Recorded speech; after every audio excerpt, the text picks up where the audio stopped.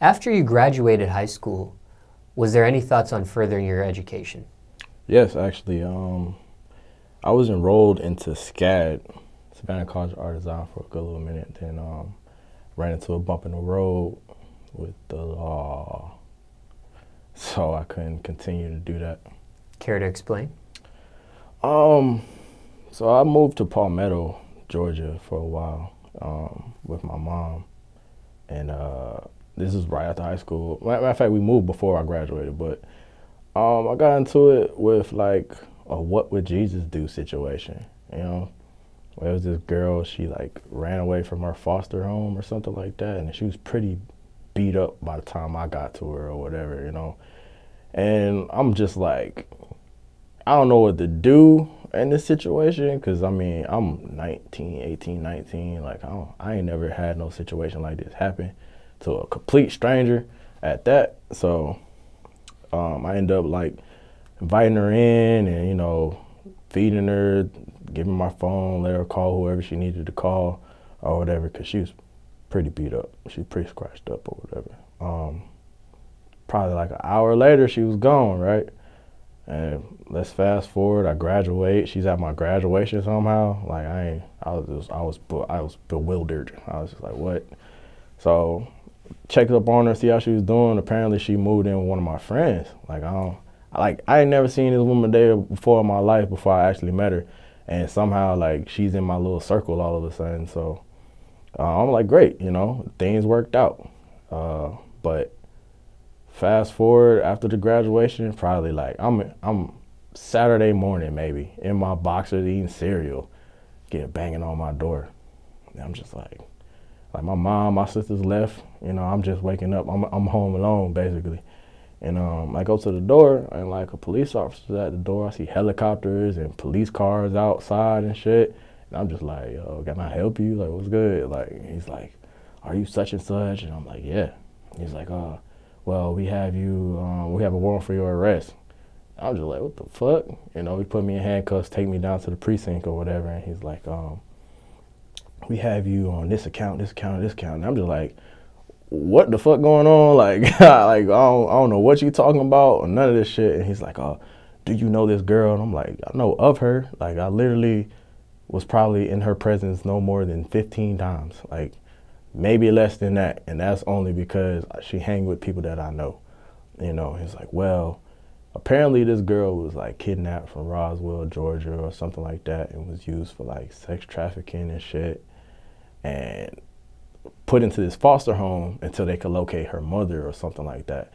And when I got to her, you know, or when she got to me, it just was like everything was already fucked up, you know, and I just was a bystander in this whole situation or whatever. So off of this one account, I had 4 felonies on me and 3 misdemeanors. And all I did was let this girl use my phone and give her a hamburger. You know what I'm saying? Like, but I had to fight that, you know, because he was trying to slap stuff on me that never even happened. And, you know, I had to use all my money that I could to pay for legal fees and shit, so I ain't spend 25 to life in jail. So it fucked me over in the long run. So was this girl using your name and saying, this is the person that did this and this to me? Or was this higher authority just putting 2 and 2 together and accusing you of this stuff? He was putting 2 to 2 together, I believe. Like, but he ended up getting fired because he would falsely accuse, like he would put charges on people that they never did anything. So he was fired from his job. Later down the line, I found out. So I believe that's what happened to me as well. But I ended up getting off with just like, you know, probation and shit because of it. But she did drop my name, you know, only because she got from point A to point B somehow, you know.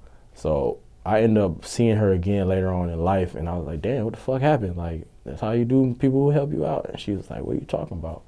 So I come to find out that the city pressed charges against me, not her mom. Her mom actually thanked me for like doing what I did or whatever. And then I just was like, yeah, I'll let it go. You know, I felt like, you know, that was God's plan to do whatever. So I took that L. I ended up going to Atlanta Tech for a while And the rest is history. So. Now, you got off on probation. Does that mean you had to land some sort of plea deal in this? I pled guilty.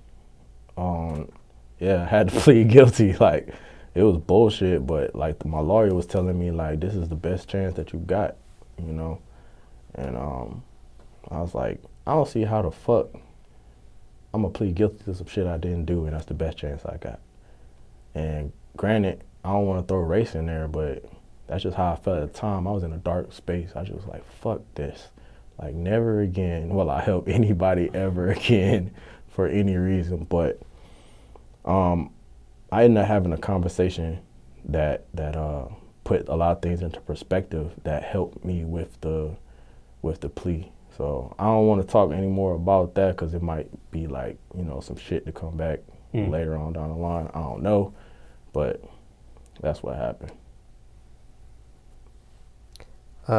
Now, how much money did you spend on this? Too goddamn much, honestly. Like, even after everything was said and done, like, I spent a whole tuition's worth almost on this case, and then after being on probation, I had to pay probation fees. So I was working at like Six Flags for like a long ass time, and most of my check was going through traveling to Six Flags and traveling to, cause it was all the way in like bumfuck nowhere, and it was far as hell, and I had to give them money too. So, and if you ask anybody who work at Six Flags, they don't make a lot, and they be working hard as fuck. Hindsight 2020. Would you have handled this situation any different? Would you have chosen a different lawyer? Would you have fought this case in trial instead of copping to some sort of plea? Hindsight 2020, how do you feel about this situation? Hindsight, I feel like it could have been so much worse, you know. I'm just gonna, I thought about it, I did, for like a long time, and I say, at the end of the day, what happened, happened. You know, it could have been way worse. It could have been way, especially with the felonies that they had on me. I could have never seen the light of day again. You know, so I'm glad for what did happen and transpired because, like I said, it could have been worse. I wouldn't be here right now. You said you were facing 25 years or 25 to life? 25 to life.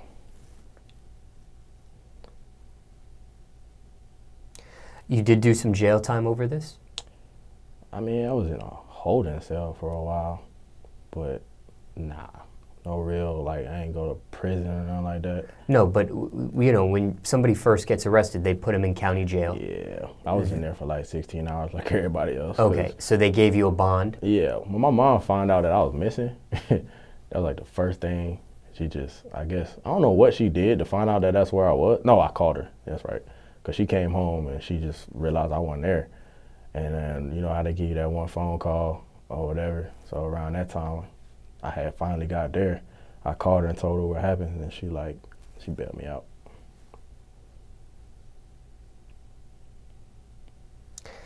How long did this whole situation from start to finish take? From the moment you were arrested to doing the plea deal and it being over with? I'm gonna say about a year, almost 2 years maybe. Because I was on probation for 8 months, but moving up to the trial, that was like some months in itself. Paying the lawyer, I was making payments to the lawyer. I was making payments to my mom to make payments to the lawyer. You know what I'm saying? So, and then I was paying probation on top of that. Well, let's back it up. Just let's do from the time you got arrested to you securing the plea deal. How long did that process take? About a year. Okay, so that took a year. Yeah, about a year. I see. You did mention trial. You were just talking about a trial date, or you did have to go to trial? I had to go to court, but my court, it was quick, you know. I stood up, pled guilty. Okay. I went to go talk to the judge. I see. And that was it. It was a wrap. Now, let's say somebody's in a similar situation, okay? And you didn't really detail what the charges were. Nah. But let's just say they're in a similar situation where they're fighting a case, facing 25 to life. Now, obviously, circumstances could be different for everybody. But is there any general advice do you have to somebody fighting a case and facing that amount of time? The future may look bleak, you know what I'm saying? It may look bad, but like, you gotta keep your face and then you being innocent, especially if you, I would just say you're a person of color, you know? It could get ugly, but you gotta stick with your gut, stick with your faith, man, because that shit is a dark situation. And too many of us go through some shit like that where it's like, it ain't even our fault. And I know that's cliche to say, but that shit real. Like, sometimes it ain't even our fault. Sometimes we be just in the wrong place at the wrong time, you know, around the wrong people. But you gotta stick with it, you know what I'm saying? Don't let nobody do anything to you. Don't let nobody just do something to you because, you know, that's a service, you know? Like, people slapping rules and shit on you, but it's a service, it's a public service. And if you know your rights and your law and shit like that, you be good to go. Like, maybe a battle that's gonna take a long time, but when it comes to your freedom, ain't shit too small.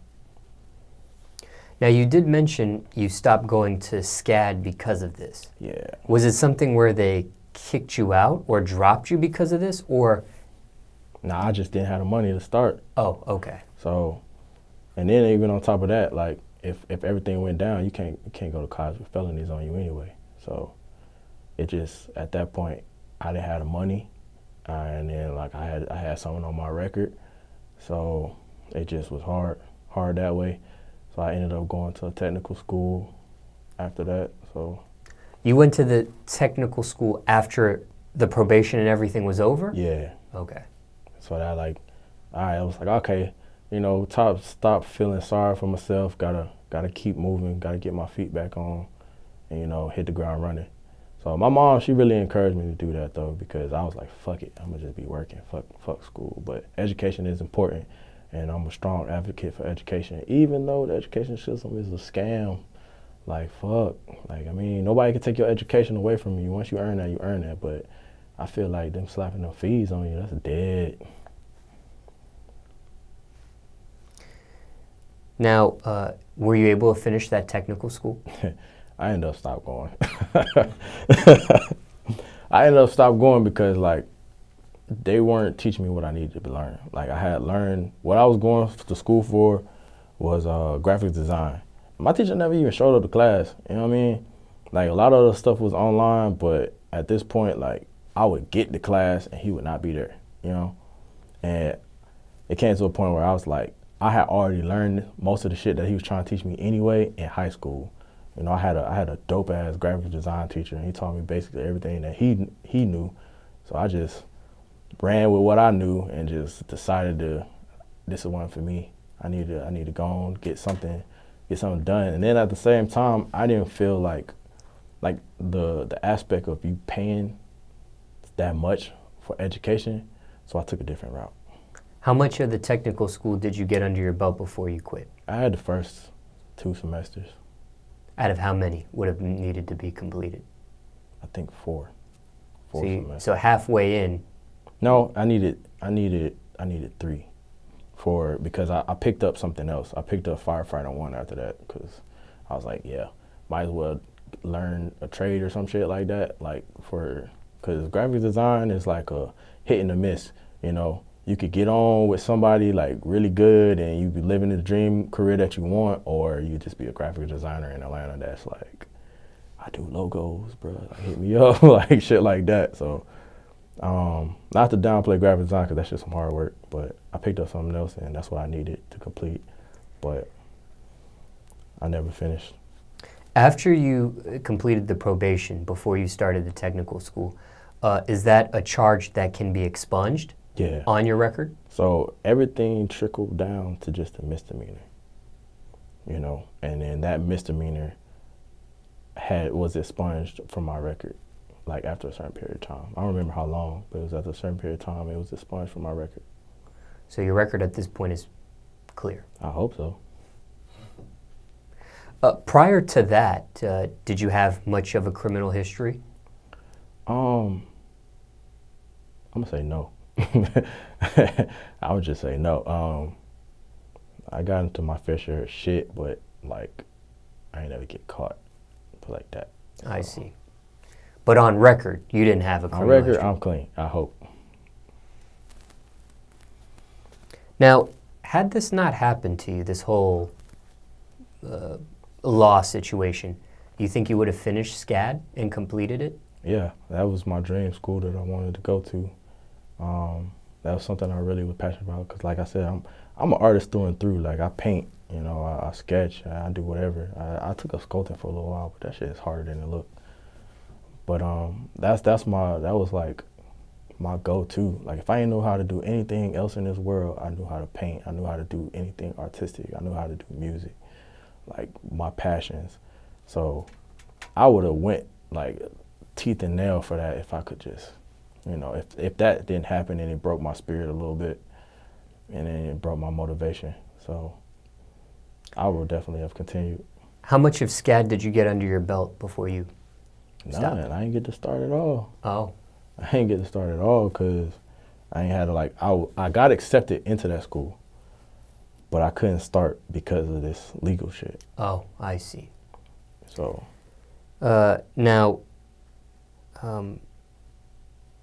were you given some sort of scholarship? I had 2 scholarships. I had Hope Scholarship, had the Pell Grant, and I had another scholarship from the school itself based off my portfolio that I submitted or whatever. And then I had like a scholarship based off an essay that I wrote. So I was in there for a good little minute, but I still had to pay like $2,500 left.